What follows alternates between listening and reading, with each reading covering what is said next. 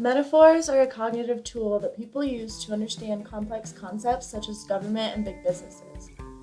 In both cases, it is considered the normal terminology to describe the complex idea using something that we are all more familiar with, our bodies.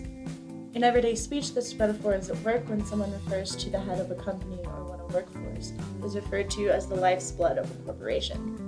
In my own work, For the Love of Food, a brief discussion of the dangers of biotechnology, I use many metaphors that point to the larger cultural metaphor corporation is man. In my own work, I say how Monsanto drives prices up, how they wish to dominate our food supply, and how they are threatening our food safety. These are all metaphors, but they are not just ways of speaking. They also dominate our thought patterns. Such commonly held metaphors are what is described in Zoltan Kovacsky's works, Metaphor, as the metaphors we live by. But they are known by some as dead metaphors because they are so commonly used that we no longer view them as such.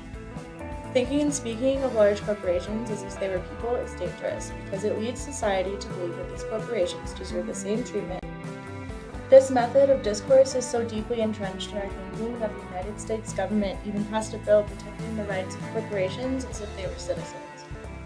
This measure has been detrimental to the world of small business, which do not enjoy the same rights. Furthermore, corporate privacy acts are the reason genetically modified foods are allowed to go unlabeled. Large corporations are not people and therefore do not need the same rights and protections as human beings.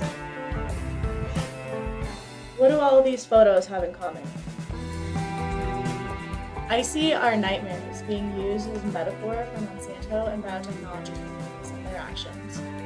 While it is indeed an apt metaphor to describe the actions of these corporations, it is also a dangerous one. After all, what are we supposed to do against such a great evil? How are we, individual consumers, supposed to take on Darth Vader or Satan or Freddy Krueger?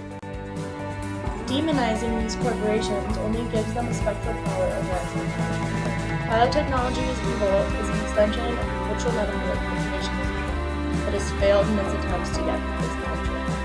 Instead, this metaphor has put consumers in a disheartening position when facing a force greater than ourselves. The general feeling that I've encountered among people who have not yet been judged with application of the ingredients for their diet is that they're not enough. I get told at least once a week that if I want my food to be safe, I have to live in the woods and grow it myself. Let us explore this Satan metaphor in depth a little. The only way one can learn to overcome Satan is to use opposing force, the grace of God. However, when speaking metaphorically about biotechnology, this is extremely disheartening because there is no God for practice. Following that same metaphorical thought, the grace of God is another driving force in the future, when we have in the past relied on us to protect us from big businesses and government.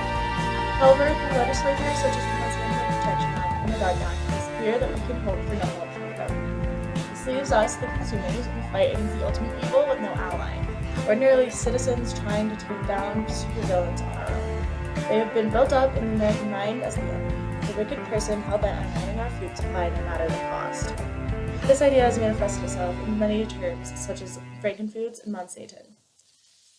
The food fight is not a fight between good and evil as its metaphors suggest. It is a fight for our most basic right to clean food, water, and environment. The good versus evil train of thought is counterproductive to the cause